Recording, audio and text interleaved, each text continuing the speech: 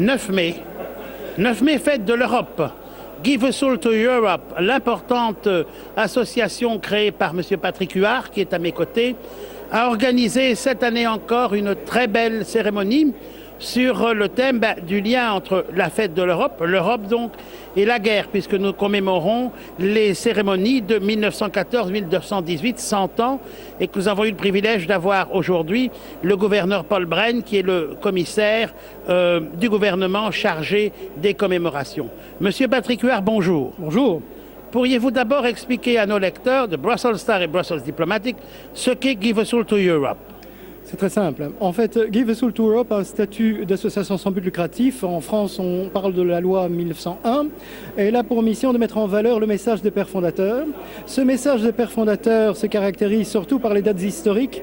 En fait, l'histoire de l'Europe, c'est-à-dire l'appel de Robert Schuman le 9 mai 1950, concrétisé par la signature le 25 mars 1957 à Rome du traité qui porte le nom de la célèbre ville.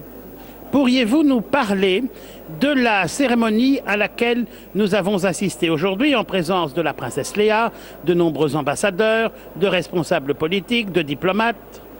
Oui, en fait, nous avons voulu mettre en avant des messages bien spécifiques. L'année dernière, nous avons mis en valeur la défense européenne, les soldats de la paix qui sont massacrés dans des actes terroristes que, effectivement, nous déplorons.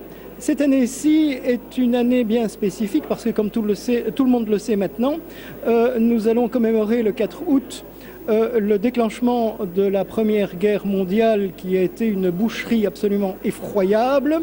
Aussi, nous avons voulu mettre surtout dans ce cadre en valeur l'Europe qui est un message de paix et de solidarité.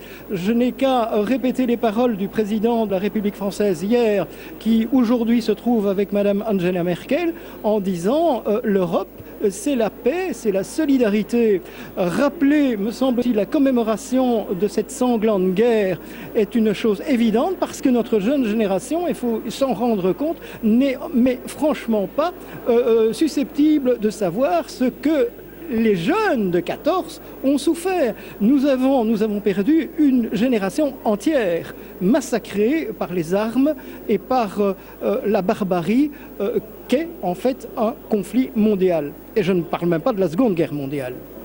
Monsieur Huard, pourriez-vous nous dire, hormis bien sûr cette journée traditionnelle que vous organisez chaque année à l'Hôtel de Ville de Bruxelles, quels sont les moments phares d'une année de Give a Soul to Europe?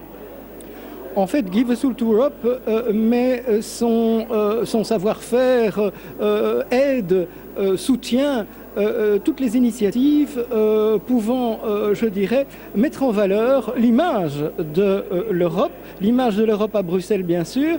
Nous avons aidé les associations, je dirais, de communication citoyenne à la Commission européenne en novembre dernier pour les lumières, les bougies de la paix, comme on les appelle. Donc en fait, Give a Soul to Europe est un organisme subventionné par les pouvoirs publics, par les institutions européennes, sans aucune exception, et qui a mission de mettre en valeur le message de l'Europe. Les projets qui nous arrivent sont évidemment étudiés. On voit de quelle manière on peut les aider à se concrétiser. Et voilà, en résumé, ce que je peux vous dire. Monsieur Patrick Huard, je vous remercie de cette magnifique journée en ce 9 mai, fête de l'Europe. C'est moi qui vous remercie d'être présent parce que la présence de tous les amis qui sont, je dirais, porteurs d'espoir et surtout qui se concrétisent par leur volonté de faire avancer l'Europe est bienvenue. Merci.